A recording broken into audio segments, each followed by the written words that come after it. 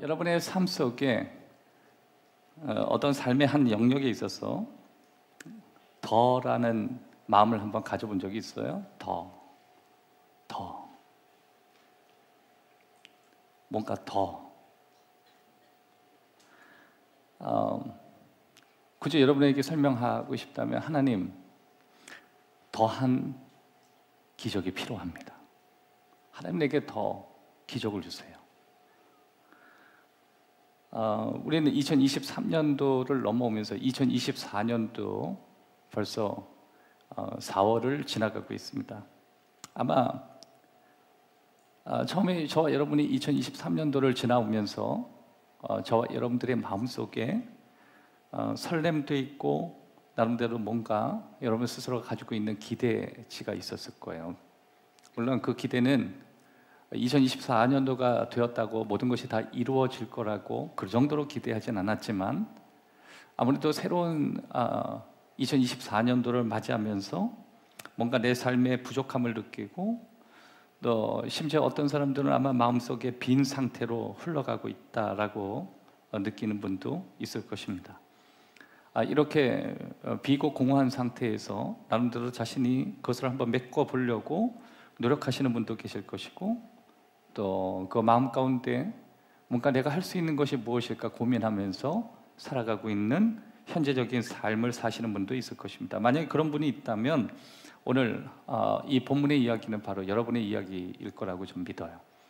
오늘 이 본문의 이야기가 여러분의 스토리가 되기를 주님의 이름으로 축복합니다. 왜냐하면 오늘 이 본문은 하나님을 정말 믿고 싶은 한 여성이 의지로 하나님을 어떻게 바라보고 있고 어떤 의지를 갖고 하나님을 섬기고 있는지 우리에게 설명하고 있는 훌륭한 내용이기 때문에 그렇습니다. 오늘 본문은 이렇습니다. 이스라엘 아합 왕과 선지자 엘리야의 대결을 다루고 있는 내용이 이 열왕기상 17장인 거예요. 엘리야는 아합 왕에게 가뭄이 있을 것이라고 선포하죠. 그리고 나서 도망가요. 좋지 않은 말을 하고 도망가게 됩니다. 어디로 도망가냐면 그리시네가로 도망가게 돼요. 정말 엘리야의 말대로 가뭄이 계속돼요. 그리고 아합은 자신을 향해서 좋지 않은 말을 한 엘리야를 가만두지 않겠다고, 또 심지어 죽이려고 살해하려는 목적으로 계속 추적했습니다. 근데 하나님께서 엘리야에게 도피할 수 있는 그런 도피처를 주셨죠. 그것이 어디냐면 그리시네가예요. 한번 따라합시다. 그리시네가. 하나님께서는 엘리야에게 새로운 도피처를 주셨어요. 여러분, 저와 여러분이 사는 삶 가운데 오늘도 하나님께서 저와 여러분이 살아갈 수 있는 삶의 도피처를 주신다는 것을 저와 여러분이 믿어야 하는 것입니다. 근데 하나님의 사람을 공격하고 집요하게 죽이려고 하는 원인자가 어디에 있었냐면 아합 왕이라고 하는, 그 아내는 이세벨이라고 하는 여왕이죠. 특별히 이세벨의 고향이 시돈이었습니다. 그런데 하나님께서 아합에게 말씀하시는 도피처가 바로 시돈에 사는 사르밧 과부라고 하는 곳이었어요. 그 시돈은 어떤 곳이냐면 이스라엘을 바알 숭배로 오염시킨 아주 핵심 지역이었고, 또 하나님께서 미워하시는 장소였습니다. 결국 이 시돈 땅에서 시작된 이 바알 숭배는 이스라엘 전역을 오염시켰고 결국 하나님의 진노를 가져오게 되었다라고 하는 그런 내용이에요. 그 시돈 땅이 누구의 고향이라고요? 아합의 아내 이세벨의 고향. 여러분, 그러니까 우리가 분명히 알아야 될 것 같아요. 정말 우리가 하나님을 향해서 신실하게 믿는 사람, 또 주님의 이름을 한 마음으로 부르는 사람과 우리가 깊이 있게 교제를 나누는 것과 전혀 믿지 않는 크리스찬과 내 삶에 교합이 일어나서 살아가는 삶을 비추어 볼 때 어쩌면 한 주간의 삶에 믿지 않는 크리스찬들과 함께 어울려 사는 우리의 삶은 상당히 위험할 수 있는 거예요. 영향을 줄 수 있으면 좋겠는데 우리 삶은 대체로 영향을 받죠. 그러니까 여러분, 우리는 성령 충만밖에는 답이 없어요. 우리 안에 뭔가 채워지지 않고 공허한 상태로 있으면 아마 세상에 있는 사람들이 저와 여러분에게 영향을 주게 될 것입니다. 세상 사람들이 이미 살아가는 방식, 세상 사람들이 공허함을 채우는 방식, 세상 사람들이 빈 마음을 채우는 방식이 오늘 저와 여러분에게 영향을 주고 있을 거예요. 그러나 저와 여러분이 성령 충만하고 하나님의 영으로 가득 차면 우리는 오히려 세상에 있는 수많은 사람들을 돌이키게 하고 하나님을 기억나게 하고 또 우리가 머문 자리가 축복의 자리가 될 것입니다. 여러분, 우리가 매 순간 내린 모든 결정들은 우리가 무엇을 믿고 있는지를 설명하고 있고 또 우리가 하는 매 순간의 말은 내 삶이 어떻게 전개되어져 있는지 우리가 반증하는 내용 가운데 하나입니다. 오늘 이 본문을 잘 읽다 보면 맨 마지막 절에 이 사르밧 과부는 이런 얘기하죠. 남은 것 가지고 다 해먹고 마지막엔 죽어버리겠다.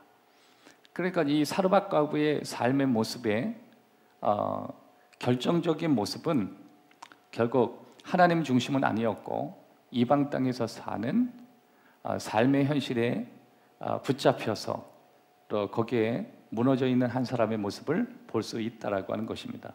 그러니까 저와 여러분의 입술의 고백이 너무 중요한 거예요. 여러분, 오늘 교회에 오셨을 때 성령 충만한 하나님의 자녀들에게서 축복의 언어를 듣는 은혜가 있기를 주의 이름으로 축원합니다. 그래서 여러분이 누군가에게 건강한 이야기를 해주고 그를 아끼는 말을 해주고 그를 사랑하는 말을 해주고 용기 주는 말을 해주고 축복을 해주는 그런 은혜가 있었으면 좋겠어요. 여러분, 아침에 일어날 때 여러분의 입술을 가지고 어떤 말을 했습니까? 여러분, 혹시 삶이 피곤하다, 지치다, 어쩌면 내 삶에 살아가는 삶의 의미가 뭘까? 이런 험한 이야기를 잠깐 주위에게 하면요, 주위 사람도 같이 죽어요. 정말 그 사람을 사랑한다면 오늘 이 아침에 여러분의 입술의 권세를 가지고 할 수 있는 말이 있습니다.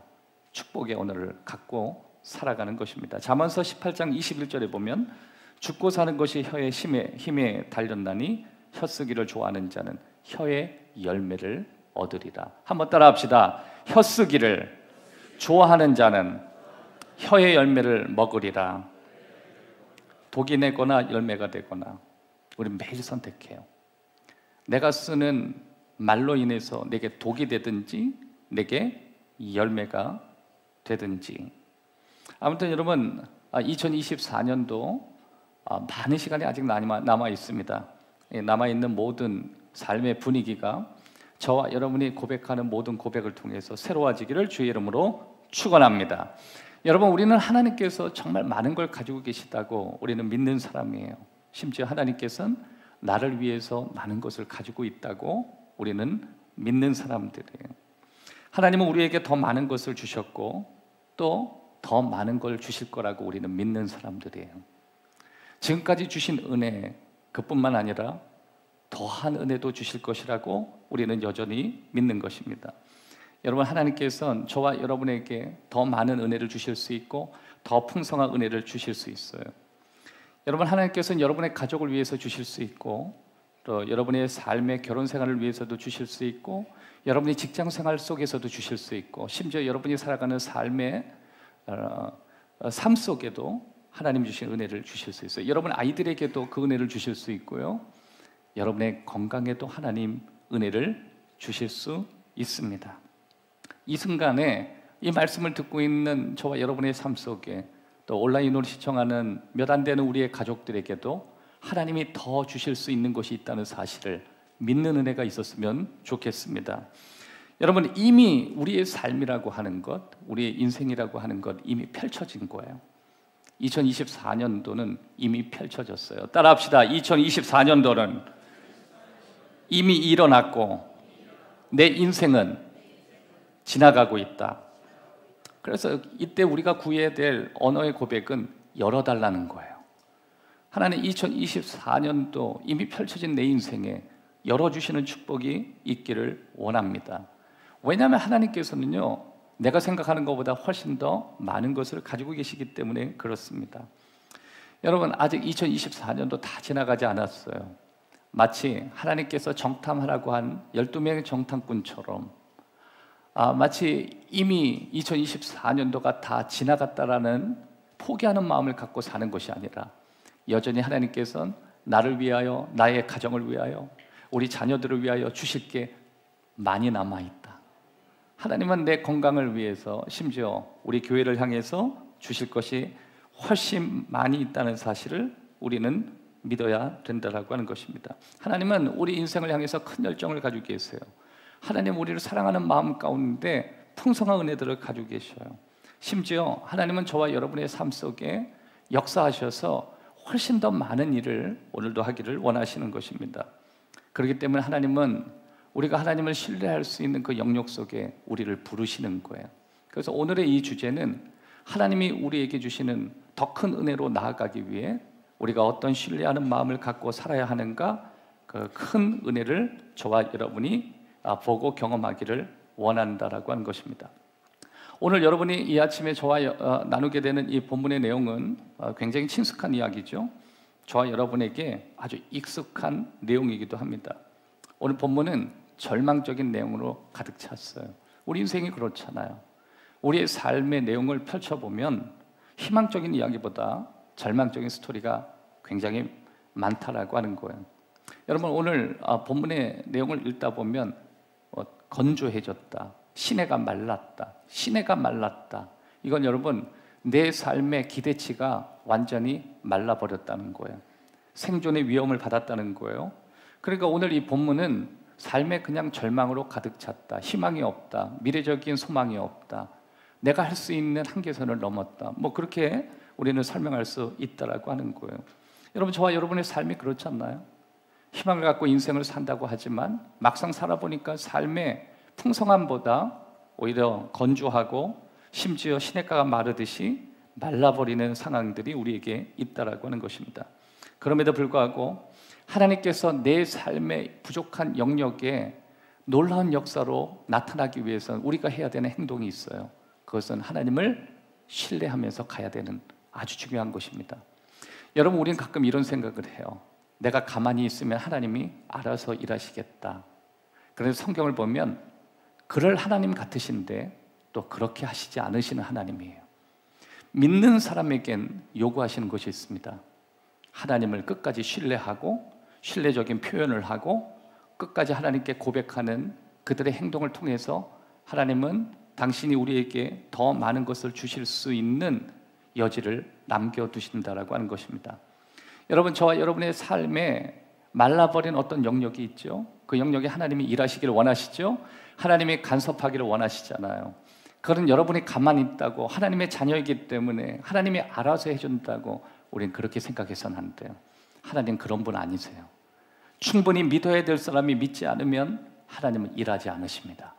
하나님은 원칙을 세우셨어요. 우리의 자격이 아니라 우리의 행동이에요. 우리가 그분의 이름을 부르고 우리가 그분의 이름을 찾을 때 언제든지 우리의 자격과 상관없이 자녀됨이라고 하는 그 이유 때문에 하나님은 더 큰 은혜로 불러주신다라고 하는 것입니다. 신뢰는 하나님께서 우리에게 주신 더 많은 기적과 더 많은 풍성한 축복으로 들어가는 큰 문이기 때문에 그렇습니다. 그래서 오늘 열왕기상 17장에서 저와 여러분이 바라봐야 될 관점 하나가 있습니다.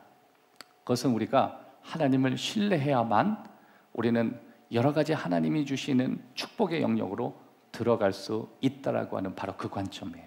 오늘 이 본문을 통해서 네 가지로 살펴보기를 원합니다. 첫 번째예요. 우리가 보는 대로 하나님을 신뢰하는 거예요. 첫 번째 스텝은 우리가 보는 대로 하나님을 신뢰하는 거예요. 본문 7절 말씀을 한번 읽겠습니다. 땅에 비가 내리지 아니하므로 얼마 후에 그 시내가 마르니라. 땅에 비가 내리지 않았대요. 오늘 이 본문에 보면 선지자 엘리야가 처음 이제 현장에 등장하는 장면이 오늘 본문에서 시작되죠.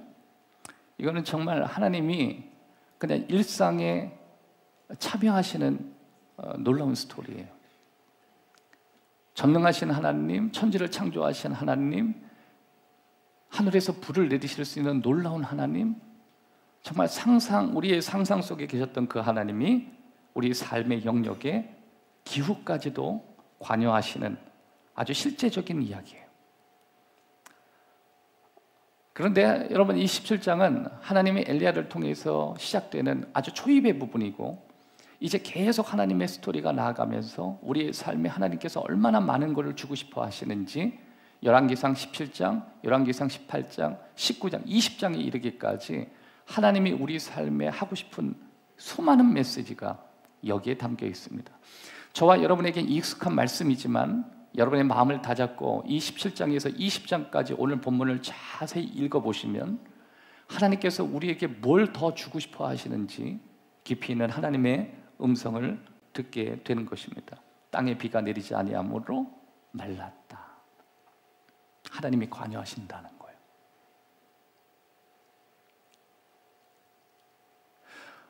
하나님께서 엘리야에게 주신 첫 번째 미션이 있죠.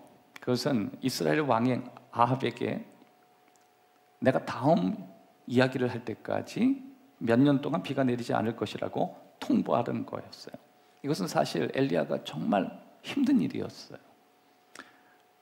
하나님의 말씀을 가지고 좋은 이야기를 해야 되는데 좋지 않은 이야기를 하라고 하시는 하나님의 메시지예요. 여러분, 선지자들은 좋은 이야기만 하는 것이 아니라 때로는 우리를 가르치고 우리를 세우기 위해서, 또 우리를 축복하시고 더 다음 단계로 우리를 이끌기 위한 하나님의 계획 때문에 그렇게 하실 때가 있습니다. 근데 오늘 본문은 하나님이 징계하시는 말씀과 좀 비슷한 형태로 다가오는 거예요. 이스라엘 땅은요, 비가 오지 않으면 희망이 없는 거예요. 여러분, 우리 전 세계에 이스라엘과 이란의 전쟁이 일어나니까 유가가 급등하고 환율이 치솟죠. 그건 저와 여러분의 잘못과는 아무 상관이 없어요. 그러니까 전 세계의 역사적인 흐름이 우리의 의지와 상관없이 움직이는 거예요. 그러니까 여러분, 지금 하나님께서 내가 말하기 전까지 몇 년 동안 비가 내리지 않을 것이라고 통보하는 그 순간 이스라엘에 사는 수많은 사람들은 고통을 느끼기 시작할 것이고, 심지어 그 비가 내리지 않는 이유는 왕이 이스라엘에 적합하지 않다라고 그들은 충분히 생각할 수 있기 때문에 아합 왕은 굉장히 위기의식을 느끼고 사실 왕으로서 그 직분을 잘 감당하기에 쉽지 않은 상황이었던 것 같습니다. 하나님께서 기후를 조절하겠다고 말씀하시는 거예요. 여러분, 우리가 사실 믿어지진 않지만 오늘 본문을 통해서 우리가 분명히 한 가지만은 믿을 수 있는 것 같아요. 하나님이 기후도 때로는 조절하신다는 거예요. 이걸 믿을 수 있는 성도가 몇이나 될까요?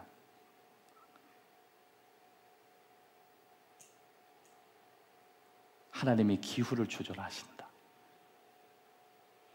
날씨까지 주관하시는 하나님. 저는 저 개인을 위해서 하나님이 날씨를 조정해달라고 구하고 싶진 않아요. 근데 어릴 적에는 저를 위해서 하나님이 날씨를 바꿔주기를 기대한 적이 있어요. 제가 어떤 일을 결정해야 되는데 어린 나이에서 결정할 수가 없어서 하나님 앞에 이렇게 기도했습니다. 하나님, 제가 공부하는 동안 저 멀쩡한 하늘에 비가 내리면 하나님이 이 일을 하라고 하시는 줄 알고 이렇게 하겠습니다. 만약에 하나님께서 비를 주시지 않으면 반대적인 결정을 하라고 하신다라고 믿겠습니다. 그리고요, 공부를 안 하고 하늘만 보고 있었어요. 계속 불렀습니다. 주위에서 너 왜 자꾸만 하늘만 쳐다봐? 아니, 난 계속 보고 있어. 그런데 놀라운 일이 벌어졌어요. 비가 오는 거예요. 맑은 날에 비가 오는 거예요. 저는 여러분, 이것을 마치 비를 내가 움직였다라고 하는 이단 비슷한 사람이 주장하는 그런 삶의 방향으로 여러분에게 설명하고 싶진 않아요. 굉장히 위험한 선택이었고, 또 그것이 정말 하나님께서 그것 때문에 비를 주셨다고 내가 받아들이기에는 좀 과한 결정이었어요. 굳이 그럴 결정이 필요 없어. 내가 성숙하면 다 될 수 있는 문제를 저는 굳이 하늘에서 비가 내기를 원했던 거예요. 엘리야의 선포는 개인의 사적인 결정 때문에 했던 것이 아니었습니다. 이것은 하나님께서 이스라엘 전체 온 백성을 향해서 주시는 메시지 때문에 그런 거예요. 여러분, 하나님께서는 때로는 당신의 일을 위해서, 하나님 나라와 영광을 위해서 기후까지도 조절하실 수 있다는 사실을 우리가 믿을 수만 있다면 하나님을 우리가 신뢰하는데 우리에겐 굉장한 도전과 또 용기를 줄 수 있을 것이라고 하는 것입니다. 여러분, 이 순간 하나님께서 우리를 위해서 무엇을 하는지 한번 생각해 보셨어요? 지금도 하나님께서 내 삶을 위해서 못하실 것이 없다는 사실을 받아들이는 사람들에게 그 신앙이 어떤 변화가 일어날지 한번 생각해 보셨어요? 하나님께서는 기후까지도 움직이신다라고 한다면 내 인생을 위해서 못하실 것이 없다라는 사실을 믿고 살아가는 성도들의 삶 속에 어떤 변화가 일어날지 혹시 생각하고 있는 성도가 몇이나 될까 생각해 보게 되는 것입니다. 때로는 하나님께서 우리의 삶에 압력을 주실 때가 있어요. 하나님께서 어쩔 땐 긴장을 주시고 때로는 시련을 주시고 심지어 삶의 기근을 허락하실 때가 있어요. 그럼에도 불구하고 하나님께서는 그러한 가뭄 가운데 우리의 신앙을 잃어버리지 않고 잘 견딜 수 있도록 매 순간 힘을 주심을 우리는 또 알고 있는 거예요.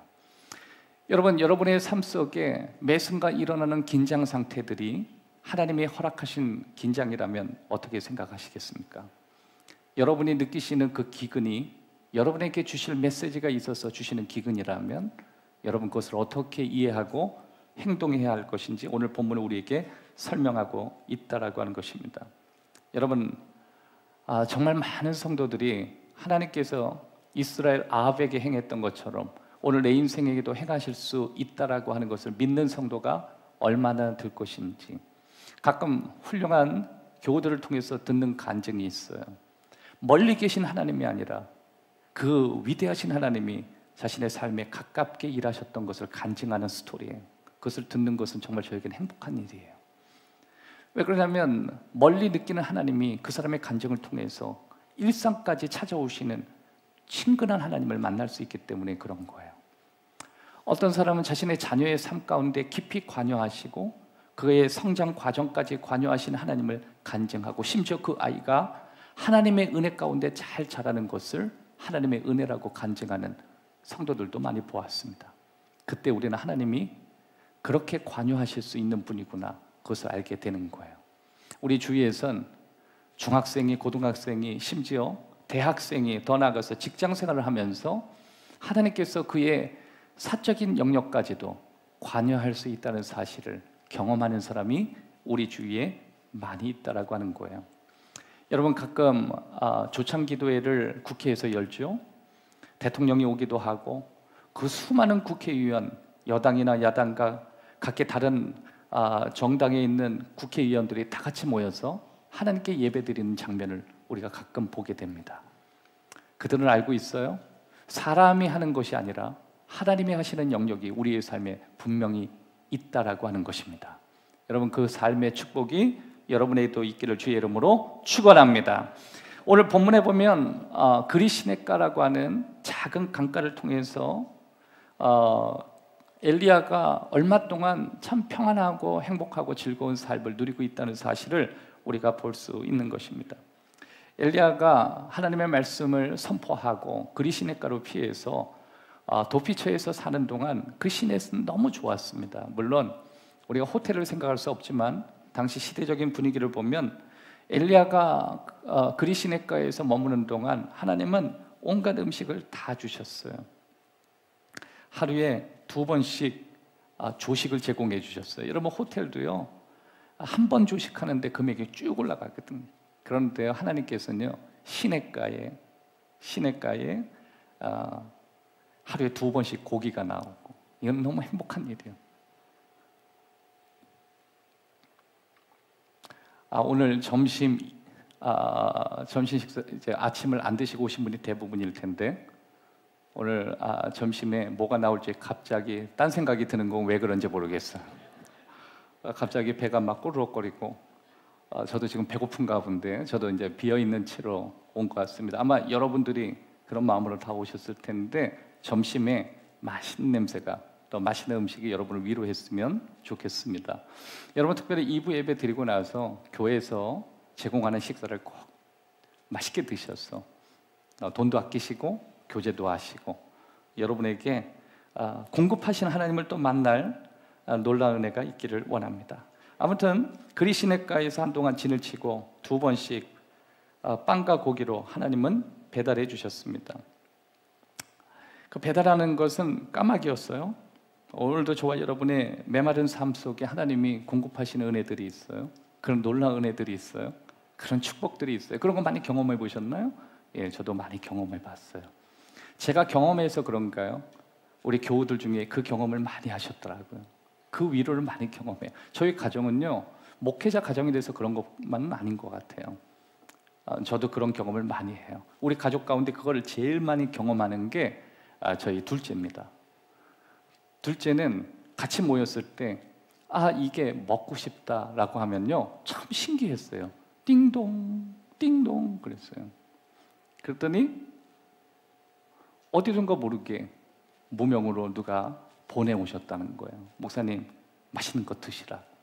그랬더니 그걸 탁 피는 순간 둘째가 그래요. 와, 완전 소름 그러더라고요. 우리도 그걸 보는 순간 놀랐어요. 방금 입으로 고백했던 그 음식이었습니다. 여러분, 저는 그것을 이상한 일이나 한낱 우리가 그냥 추첨해서 맞추는 그런 식이 아니라는 것을 저는 잘 알고 있어요. 왜 그러냐면 저도 제 삶에 그 비슷한 일을 많이 경험했거든요. 오늘도 여러분의 삶 속에 여러분의 마음을 읽고 계시는 하나님께서 여러분이 원하는 것을 그대로 배달시켜주는 축복이 있기를 주의 이름으로 축원합니다. 하나님께서 그걸 원하시고요, 하나님께서 그러한 축복을 주시기를 원하시는 것입니다. 엘리야는 시냇가에서 물을 얻었어요. 빵도 얻었어요. 고기도 얻었어요. 하나님이 그를 인도하신 그리 시냇가에서 그게 가능했습니다. 그런데 그 그리 시냇가는요, 엘리야가 영원히 머무는 곳이 아니었어요. 그는 지나가는 곳이었어요. 일시적인 곳이었습니다. 하나님께서는 저와 여러분이 살아가는 삶의 어떤 한순간에 갇혀 살기를 원하지 않는 거예요. 여러분의 어떤 축복의 상황에 놓여 있다면 그 축복에 갇히지 않기를 바랍니다. 오히려 그 축복을 딛고 더 큰 축복으로 나가기를 주의 이름으로 축원합니다.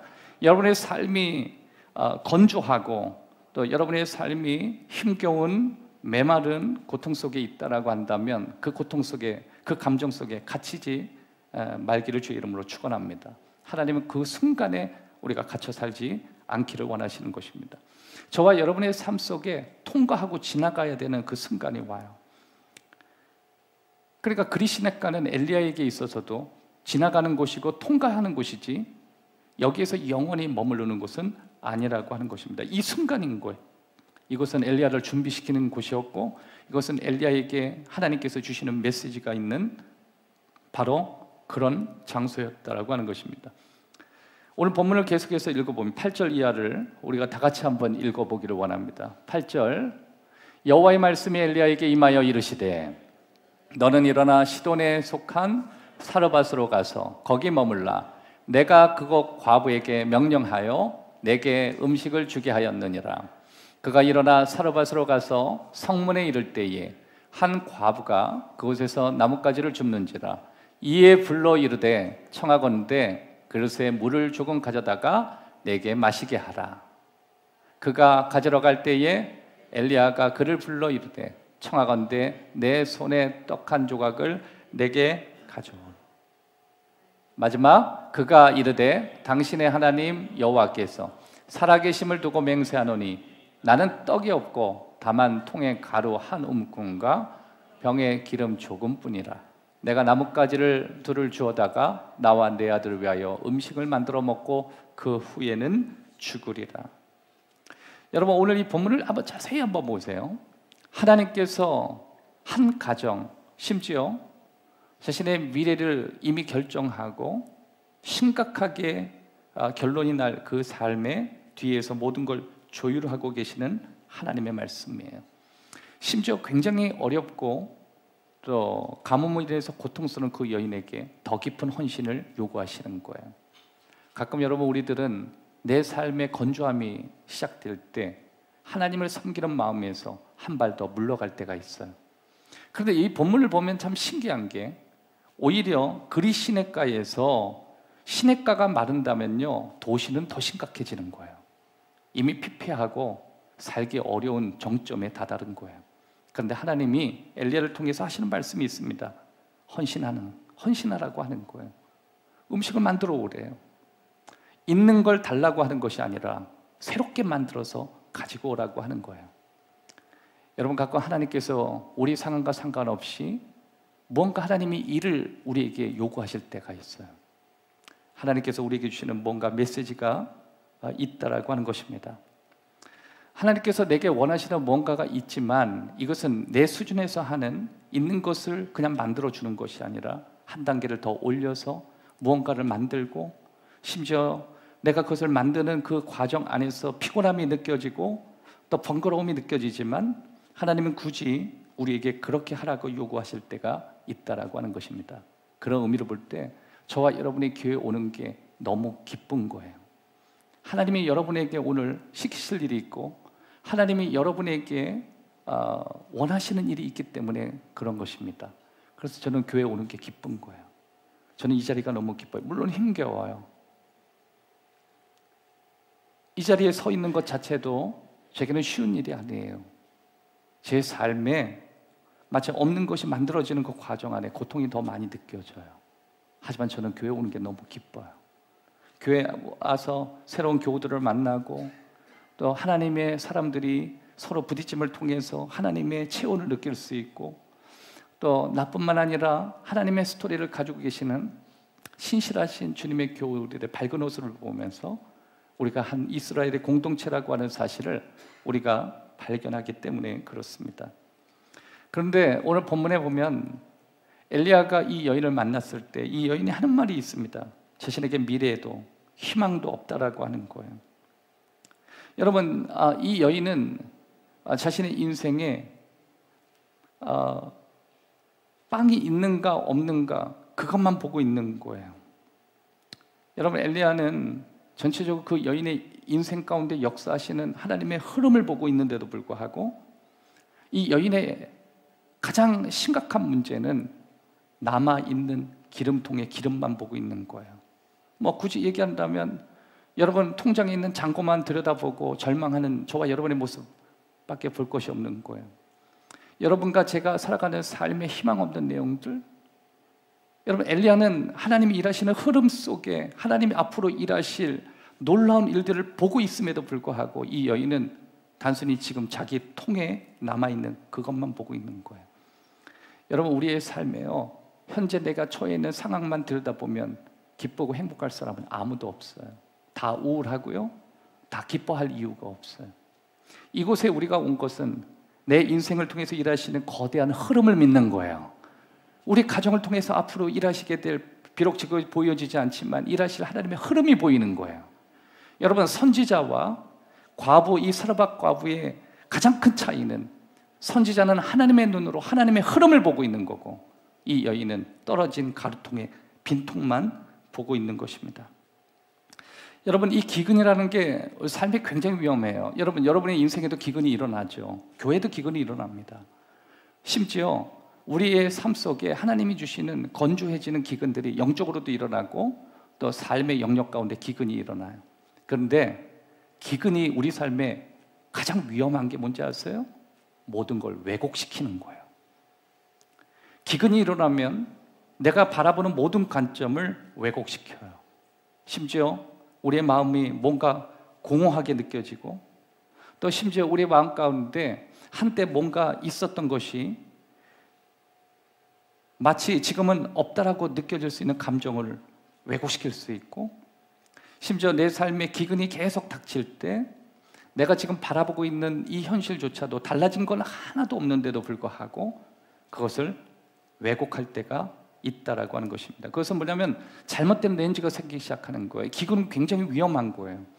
이 여인은 엘리야가 그래요. 너에게 빵이 있느냐고 물어요. 그랬더니 이 여인은 빵이 없다는 거예요. 참 놀라운 얘기죠. 빵을 만들 수 있어요. 그러니까 미래적인 이야기예요. 가루를 가지고 기름을 가지고 만들어서 굽고 여러 가지 활동을 하게 되면 생산적으로 나타나는 건 빵이에요. 엘리야는 빵이 있느냐고 물었을 때 자신에겐 조금의 가루와 약간의 기름이 있었어요. 이건 빵이었어요. 그런데 삶의 기근이 너무 심하니까 빵이 보이지 않고 빈통만 보였던 거예요. 그게 저와 여러분의 삶이 될 때 너무 많이 있다라고 하는 거예요. 여러분, 신앙생활을 하다 보면 우리 삶에 건조함을 느낄 때가 너무 많이 있거든요. 하나님이 계시지 않는 것 같고, 내 마음이 공허한 것 같고, 또 우리 여성들이 늘 많이 하는 얘기 있잖아요. 갱년기네. 저는 우리 교회 이렇게 섬기면서 정말 많이 듣고 싶지 않은 말이 갱년기라는 말. 뉴스에도 안 듣는 얘기를 뭘 모이면 자꾸만 갱년기 하는지 모르겠어요. 난 갱년기가 무슨 암병인 것처럼 느껴져요. 그냥 호르몬제 하나 먹으면 되고, 심지어 운동으로 하면 완화될 수 있다는 걸 아는데 뭐만 하면 갱년기. 예배할 때 예배를 드리면서 집중이 안 되면 이 갱년기 때문에 그렇다고. 요새 얼굴이 좀 빨간데 뭐 심장이 뛰는데 이거 다 갱년기래. 요새 내가 신앙생활을 하는데 어려움을 느낄 때 이 이유가 뭐냐면 갱년기 때문에 어려워. 그러면 여러분, 의학저널에서 우리한테 그렇게 설명해 줘야 될 거 아니에요. 갱년기는 암보다 위험합니다. 그런데 갱년기 나오는 광고를 보면 하나도 없어요. 뭐 갱년기 왜 이렇게. 근데 여러분, 갱년기 강조하시는 분들 보면요, 좀 게으른 것도 있어요. 죄송해요. 이 정도로 하는 게 나을 것 같아요. 에? 요새 뭐 무서워서 말을 못해요. 또 심지어요, 제가 이렇게 어떤 내용을 보고 하나님 주시는 감정이 풍성해서 눈물이 좀 날 때가 있어요. 그러면 여지없이 끼어들어서 뭐라 그러냐면, 목사님도 갱년기시네요. 그래요. 그러니까 여러분, 하나님이 눈물의 샘을 주시려고 그러면 혀 깨물고 참아야 돼요. 그래야 해요? 제 인생에 몇 달 전에 해프닝 하나가 있었습니다. 제가 안경을 쓰잖아요. 안경을 쓰는데, 여러분, 이제 40대가 넘어가면 이제 가까운 게 잘 안 보이고 먼 것을 봐야 되는 그런 상황이 와요. 그러니까 어느 순간 눈을 탁 떠보면 가까운 거를, 안경을 끼면 가까운 게 안 보이고 이렇게 멀리 이렇게 봐야 되는, 시계도 어느 순간 이렇게 봐야 되는, 눈이 갈 때가 간 거죠. 그래서 안경을 이렇게 대략 맞춰서, 그러면 안경을 맞췄으면 원래 상태대로 둘 중에 하나를 선택해야 되잖아요. 다초점을 해가지고 가까운 데도 볼 수 있고 아니면 멀리서. 그거 아니면은 다 이렇게 해서 보든지 이거를 빼서 보든지 우리는 각기 그런 방식을 써야 되잖아요. 둘 중에 하나를 선택하라 그러거든요. 뭐라 그러냐면 이 다목적 렌즈를 끼든지, 그러니까 이 렌즈에 2개 렌즈를 넣든지, 아니면 둘 중에 하나를 초이스하래요. 가까운 거 잘 보이게 하려면 심지어 돋보기 끼고 걸어가시면 된다. 그러면 제가 물어봤거든요. 그러면 먼 곳은 잘 보입니까? 일상생활하기 어려울 거라 그러더라고요. 그래서 저는 당연히 다목적은 싫고 견뎌보겠다고 하고, 여러 가지 시력 체크를 하고 운동을 하고, 가까운 건 좀 불편하더라도 멀리 바라보고 뭐 드라이브도 하고 하니까 그렇게 하겠다. 그래서 안경을 잘 맞췄거든요. 근데 어느 날 교회에서 왔는데요, 가까운 것도 안 보이고 먼 곳도 안 보이는 거예요. 뭔가 문제가 일어났다는 생각이 들었어요. 가까운 것도 안 보이고 먼 것도 안 보이고. 안경을 한번 빼봤습니다. 그럼 보여야 되거든요. 근데 이렇게 하는데 또 정상이에요. 또 이렇게 꼈는데 이게 또 이상해. 여러분도 안경을 딱 껴보면 대충 알죠. 이게 어떤 상태인지. 근데 분명히 큰 문제는 아닌 것 같은데 뭔가 있어요. 그래서 안경점에 뛰어가가지고 이게 초점이 뭔가 틀어졌다고. 그래서 내가 의상하는 말이에요. 안경을 한번 맞추면 맞췄지 알이 틀어지는 게 어딨냐고. 아니 분명히 이게 이상하다고. 선생님 한번 보세요. 그런데 눈은 동자를 막 보더니 정상이라고 그러고. 아니 그런데 선생님 잠깐 와보세요. 막 이렇게 하고 막 설명하니까 막 무슨 말을 해요. 나는 선생님이 이거 혹시 잘못 이거를 제조하신 거 아니냐고. 그래서 시간이 흐름에 따라서 뭐 렌즈가 문제가 생겼던. 당신이 개업한 이래로 이런 얘기 처음 들어본다는 거예요. 그럼 난 너무 이상하다 그랬어요. 나중에 알고 보니까 제가 에스더 전사님의 안경을 쓰고 돌아다녔던 거예요.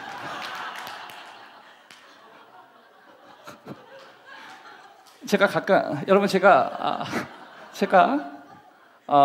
낙이 있습니다. 어떤 우리 그 김만근 집사님이 그걸 정확히 보셨는데 제가 가끔 뭐 비싸지는 않지만 시계도 내가 뭐 어울리는 시계도 하고 뭐 등등 개인 취미가 있잖아요.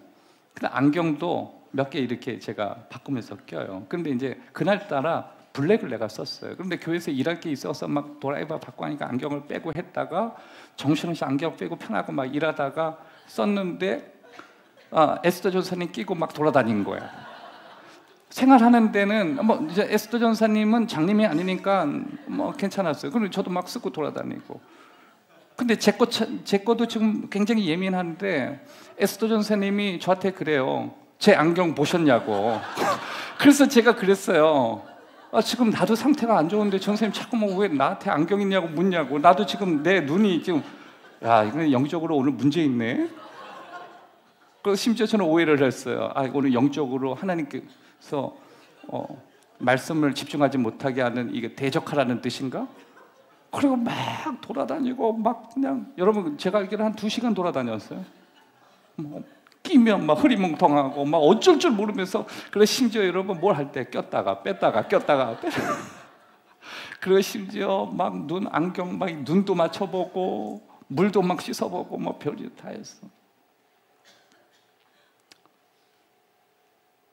나중에 보니까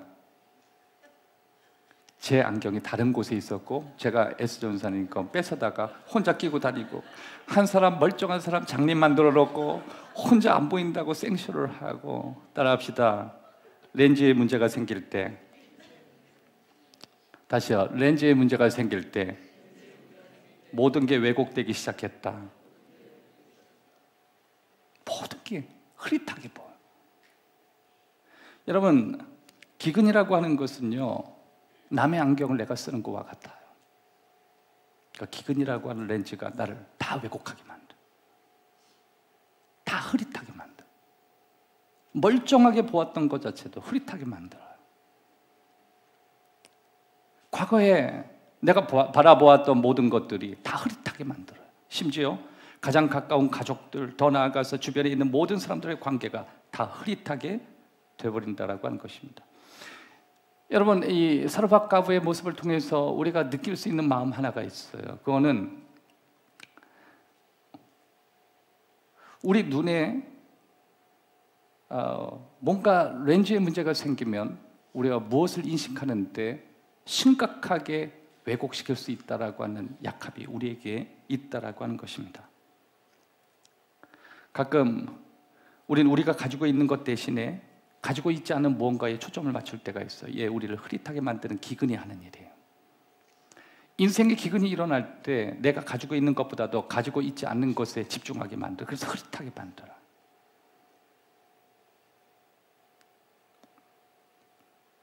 상황을 살펴봐도 달라지는 게 하나도 없어요. 같은 상황에 같은 말을 하는 내 자신만 보이기 시작하는 거예요. 내 삶에 똑같은 말을 할 수 있는 상황밖에 없는 거예요.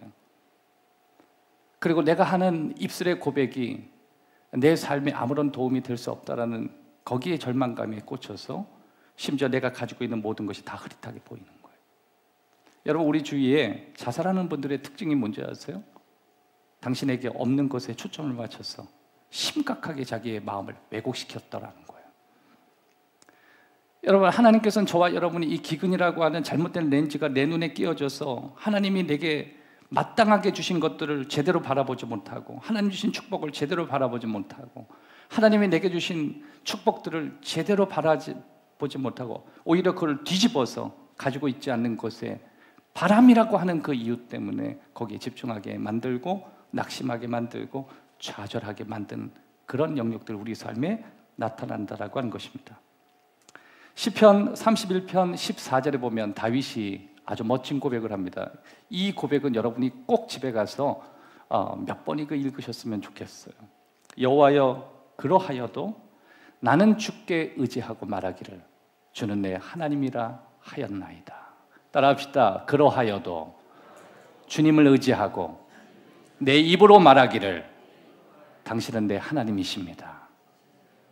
여러분, 이 고백을 할 때 다윗의 삶은요, 앞이 보이지 않는 상황이었어요. 뭔가 자기의 인생 가운데 흐릿하게 보여주는 그 순간 다윗은 그럼에도 불구하고 나는 내 하나님은 당신이라고 하는 그 고백을 했다라고 하는 것입니다. 내가 지금 보는 것에 의존하지 않겠습니다. 오히려 내가 지금 내 삶에 펼쳐지는 상황에 의존하지 않겠습니다. 하나님께 내 시선을 고정하고 하나님께 바라보며 이미 내게 주신 은혜에 집중하며 나아가는 내 모습이 되기를 원하는 그런 저와 여러분이 되어야 되는 것입니다. 아무튼 저와 여러분이 첫 번째 신뢰를 위해서 필요한 것은 우리가 보는 대로 하나님을 신뢰하면서 가는 것입니다. 두 번째, 듣는 대로 하나님을 신뢰하는 것입니다. 13절 이하의 말씀 보면 엘리야가 그에게 이르되 두려워하지 말고 가서 내 말대로 하려니와 먼저 그것을 나를 위하여 작은 떡 한 개를 만들어 내게 가져오고 그 후에 너와 내 아들을 위하여 만들라. 14절 이스라엘의 하나님 여호와의 말씀이 나 여호와가 비를 지면에 내리는 날까지 그 통에 가루가 떨어지지 않고 그 병에 기름이 없어지지 아니하리라 하셨느니라. 하나님의 음성이 들려오기 시작했습니다. 그 여인에게 직접 들려온 게 아니에요. 엘리야라고 하는 주의 종을 통해서 들려오는 음성이에요. 오늘도 하나님께서는 여러분의 귀에 귓가에 직접 말씀하시는 방법을 선택하실 수도 있지만 하나님을 들고 선포하는 강단을 통해서 여러분에게 위로의 말씀을 주실 때가 있어요. 내가 너를 돌볼 것이라. 여러분, 들리는 것을 믿으시기를 주의 이름으로 축원합니다. 믿음은 들음에서 난다 그랬어요. 오늘도 하나님은 그 방식을 사용하시는 것을 기뻐하신다라고 하는 것입니다. 현실을 하나님께 내어 맡기면 하나님은 우리의 미래를 책임져 주신다는 거예요. 그걸 신뢰해야 되는 거예요. 너의 삶을 맡기라는 거예요. 그러면 내가 너의 삶을 책임져 주신다는 거예요. 여러분, 그래서 하나님은 때때로 우리가 가진 것을 요구할 때가 있어요. 우리의 재능, 우리의 은사, 우리의 시간, 심지어 우리의 물질까지도. 여러분, 우리는 우리의 마음속에 상반된 두 가지의 음성이 우리에게 늘 들릴 때가 있어요. 마귀는 언제나 내 마음속에 너의 좋은 시절은 다 지나갔다는 마음을 주기도 하고, 동시에 하나님께서는 이 시냇가의 지면이 마르기까지 내가 너를 돌볼 거라는 하나님의 믿음이 교차해서 지나갑니다. 여러분, 저와 여러분의 삶에 기근이 일어날 때 우린 여지없이 마귀의 음성과 하나님의 약속이 공존해서 들려와요. 붙잡는 문제는 우리의 문제예요. 하나님이 그것까지 책임져 주지 않아요. 우린 아버지의 음성을 들어야 되고 하나님의 음성을 들어야 되고 하나님 말씀을 들으면 살 거라고 미리 말씀해 주셨어요. 내가 하나님의 말씀을 의지적으로 붙잡는 거예요. 하나님께서 내 삶에 위기가 찾아올 때 말씀을 보내서 위기에서 건져 줄 것이라는 것입니다. 여러분, 2023년도에 마귀가 여러분의 마음속에 속삭이고 2024년도 4월을 지나는 지금까지 여러분에게 가져온 거짓말이 무엇인가 생각을 해보세요. 건강을 잃어버린 사람은 당신이 가지고 있는 그 문제 때문에 당신은 어려움을 당할 거라고 마귀는 계속 속삭일 거예요. 당신의 가정은 얼마 가지 못할 거라고 이야기해요. 당신의 사업장은 이렇게 되다가 어려운 일을 당할 거라고 생각해요. 생각해보라고 마귀는 끊임없이 우리한테 유혹하고 공격합니다. 2023년도에도 우리를 그렇게 자극했고 2023년도에도 우리를 그렇게 힘들게 했는데 벌써 4달 동안 저와 여러분의 마음 가운데 마귀는 끊임없이 속삭여요. 여러분, 하나님은 우리에게 미래를 주고 싶어하는 마음이라는 거 알고 계세요? 하나님은 저와 여러분, 특별히 하나님의 자녀가 자신감을 갖고 걸어가기를 원하시는 거예요. 담대함을 갖고 걸어가기를 원하시는 거예요. 하나님께서는 저와 여러분이 내 스스로를 바라보는 관점, 내가 내 자신을 바라보는 정체성에 대해서 우리가 느끼는 것에 묶이지 않고 하나님이 바라보시는 눈을 가지고 바라보기를 원하시는 것입니다. 세 번째, 하나님이 하신 우리가 하는 그 일로 하나님을 신뢰하면서 나아가는 것입니다. 15절 말씀을 보면 그가 가서 엘리야의 말대로 하였더니 그와 엘리야와 그의 식구가 여러 날 먹었더라. 그가 그렇게 했더니. 여러분, 우리가 하나님을 신뢰하는 방식 가운데 내가 행하고 경험하는 것들이 우리 삶에 필요해요. 여러분, 하나님이 여러분의 인생에 하신 일만 기억하지 말고 여러분이 실천했을 때 주시는 축복들을 한번 생각해 보세요. 저는 이곳 가운데 하나님이 하라고 하시는 그 말씀을 실천함으로 하나님이 여러분에게 주시는 보상의 축복이 있기를 주의 이름으로 축원합니다. 내가 이렇게 섬겼더니 하나님이 은혜를 주셨다는 거예요. 내가 이렇게 헌신했더니 하나님이 그 복을 주셨다는 거예요. 하나님께서 내게 원하셨던 내 삶의 재능을 드렸더니 하나님께서 우리의 가정을 이렇게 책임져 주셨다는 거예요. 여러분, 본문의 내용이 바로 그거예요. 그 여인이 하나님 말씀대로 그대로 했더니 그 가족들을 다 먹여 살리셨더라. 엘리야가 말한 대로 했다라고 하는 거예요. 하나님께서 오늘 우리에게 무엇을 요구하는 순간이 있어요. 바로 그 순간 우리는 그 하나님이 요구하시는 그 일에 따라 응답하고 행동하기 시작해요.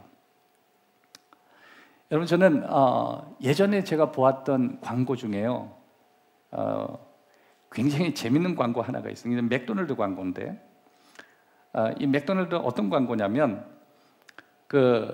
이 수영장이 있는데요, 이 수영장에 수영하기 싫어하고 물에 들어가고 싶지 않은 딸 한 명이 있어요.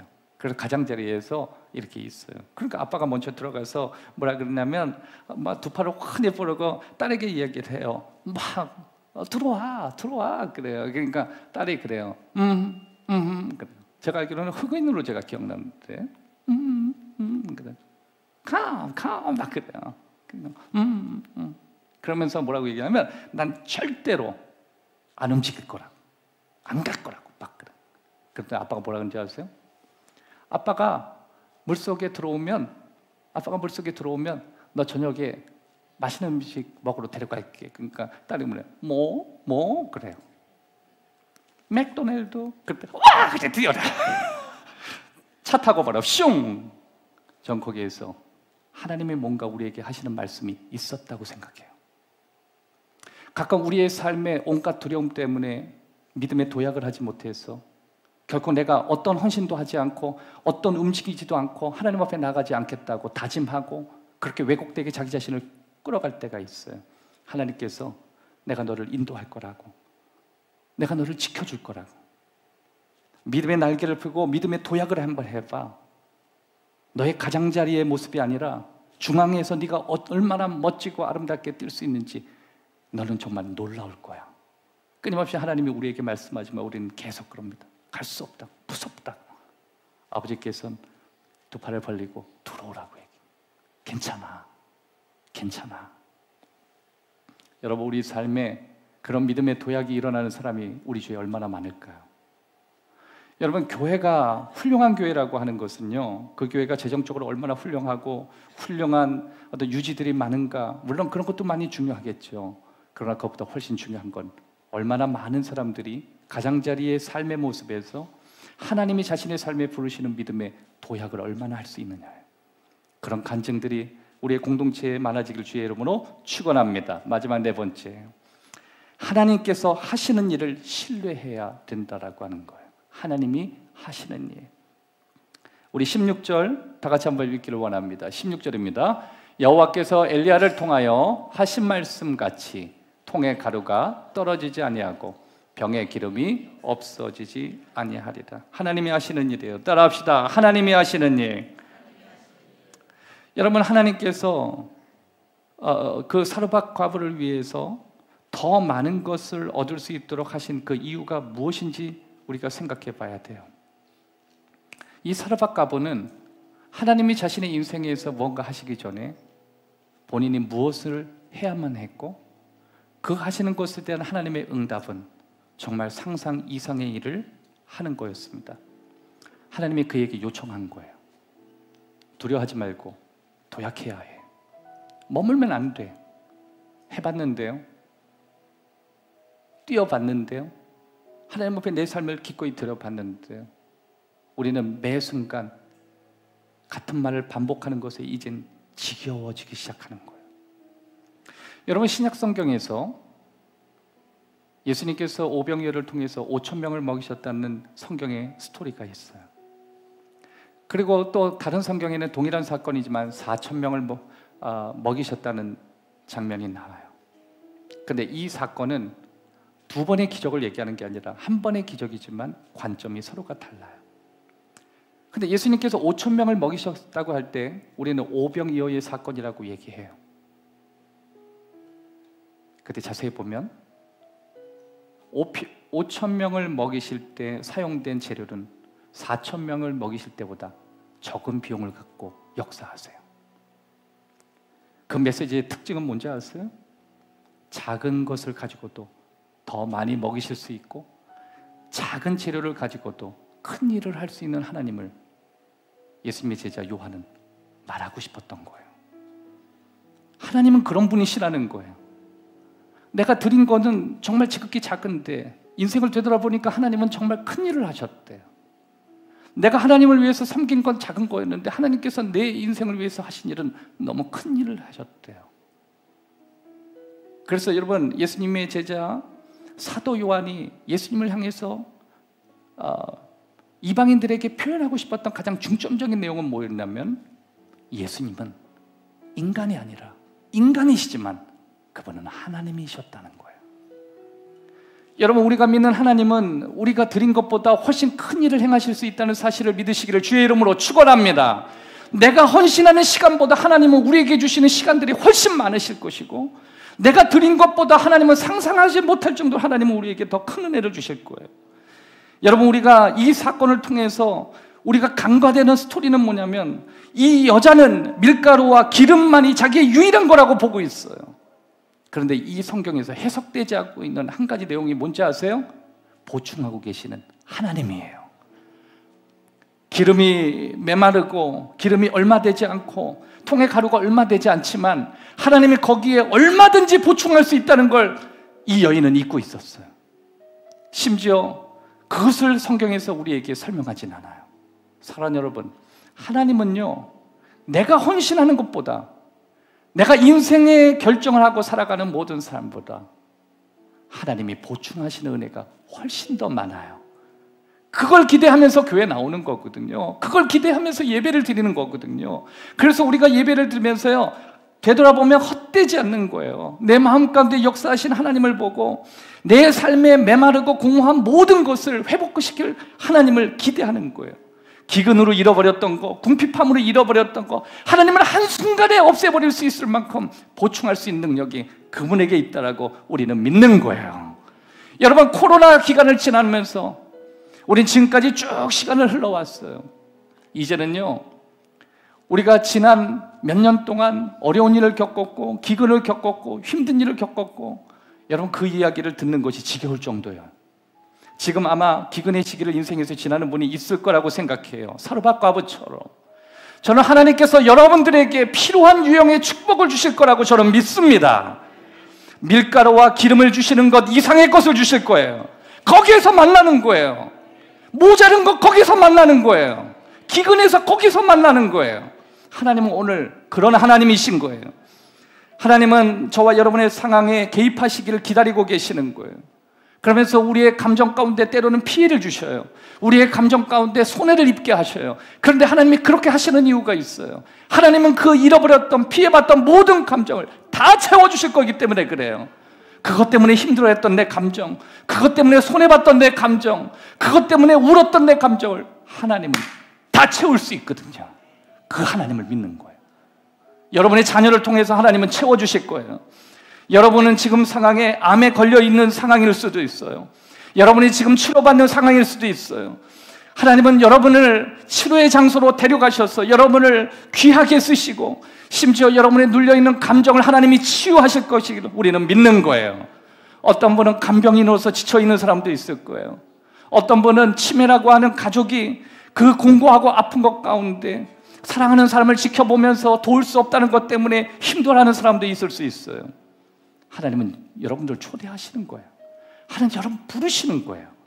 오늘 그 하나님이 우리 하나님인 것입니다. 삶의 빈 곳을 회복하겠다. 너의 삶의 건조한 곳을 회복하겠다. 여러분, 오늘 하나님께서요, 우리의 가정 가운데, 우리 직장 가운데, 내가 살아가는 삶 속에 기적을 주실 수 있는 좋으신 하나님이세요. 하나님, 그러할지라도 당신은 나의 하나님이심을 믿겠습니다. 내 인생에 수많은 기근이 지나가고 내가 이것이 내 삶의 마지막인 것으로 느껴진다 할지라도, 그러할지라도 당신은 나의 하나님이십니다. 여러분, 만약에 하나님께서 저와 여러분의 감정 가운데 이 공허한 마음을 채워주지 않는다면 저와 여러분은 중독으로 갈 거예요. 알코올 중독으로 가고 수많은 중독으로 갈 거예요. 이 여인도 마찬가지예요. 하나님이 그 여인을 책임져 주지 않았으면 그 여인은 중독으로 빠져버렸을 거예요. 그런데 하나님께서는 엘리야의 말씀을 통해서 그녀를 건지시기로 결정하셨습니다. 그 여인이 필요한 것도 채워주셨어요. 심지어 그 여인이 중독에 빠지지 않게 하셨어요. 심지어 그 여인이 성경의 중심에 들어오게 하셨어요. 하나님은 신실하십니다. 오늘 네 가지의 말씀을 여러분과 함께 나눴습니다. 여러분, 우리는 보이는 하나님을 보이는 대로 의지하고 살아가야 돼요. 지금 보고 있는 대로 내 삶의 역사하시는 하나님을 믿어야 해요. 여러분, 혹시 요즘 누구의 목소리에 집중하고 있습니까? 여러분, 누구의 목소리를 잘 듣고 계십니까?